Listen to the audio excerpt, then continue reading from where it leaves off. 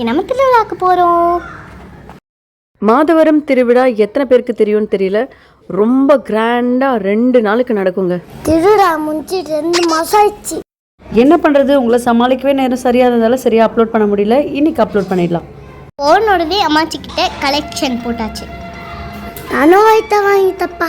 Mummy கிட்ட collection வாங்கிட்டு நானும் என்னோட அம்மா தங்கச்சி அண்ணா எல்லாருமே ஃபேமிலியோட திருவிழாக்கு கிளம்பிட்டோம். திருவிழாக்கு போகிற வழியிலேயே மிடில்ஸ் கம்பெனியில் ஃப்ரீயாக விசிறி கொடுத்தாங்க. இப்போ ஜில்னு காற்று வருதே. சின்ன வயசில் நான் என் அம்மா அப்பா கூட இந்த திருவிழாக்கு வந்து எனக்கு பிடிச்சதெல்லாம் அடம் பிடிச்சி வாங்கின காலம் போய் இப்போ என்னோட 3 குட்டீஸை நான் கூட்டிகிட்டு வரேன் இங்கே. அப்போ விட இந்த திருவிழா இன்னும் பிரம்மாண்டமாகவும் ஃபேமஸாகவும் ஆயிடுச்சு. என்னோட எவ்வளோ கூட்டம்! எந்த பக்கம் போனாலும் டாய்ஸு, கேமு, ஐஸ்கிரீம் எல்லாமே இருந்தது. செம்ம ஃபன்னாக இருக்க போகுது. போன உடனே ஆதித்யா கையில் ஏதாவது கொடுத்தா கம்முன்னு இருப்பான்னு சொல்லிட்டு இதை வாங்கி அவன் கையில் கொடுத்தாச்சு. மம்மி மம்மி மம்மி ஜவு மிட்டாய். ஜவு மிட்டாயில் வாட்சா? ஜவு மிட்டாயில் ஃப்ளவரா? எங்களை மாதிரி 90s கிட்ஸுக்கு தாங்க இதை பற்றி தெரியும். உள்ளே போன உடனே மனசுக்கு திருப்தியாக சாமி கும்பிட்டாச்சு.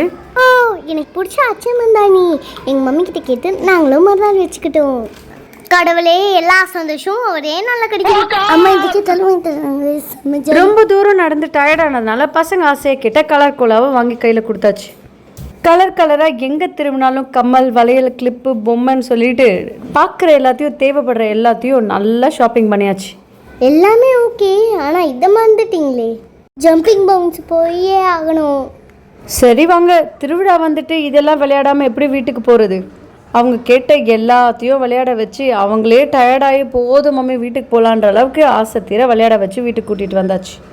இன்றைக்கி நான் விளையாடினது, பார்த்தது, சாப்பிட்டது எல்லாமே நான் சின்ன வயசில் என்னெல்லாம் பார்த்தேனோ, வாங்கினேனோ, சாப்பிட்டேனோ அதையே என் பசங்களுக்கு நான் திருப்பி கொடுத்தேன்.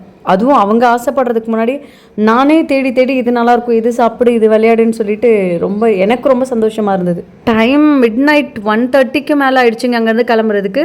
ஃபைனலாக அங்கே இருந்த பாய் பிரியாணி சுட சுட வாங்கிட்டு வீட்டுக்கு வந்து நல்லா சாப்பிட்டோம். இந்த வீடியோ உங்களுக்கு பிடிச்சிருந்தா லைக் பண்ணுங்க, சப்ஸ்கிரைப் பண்ணுங்க.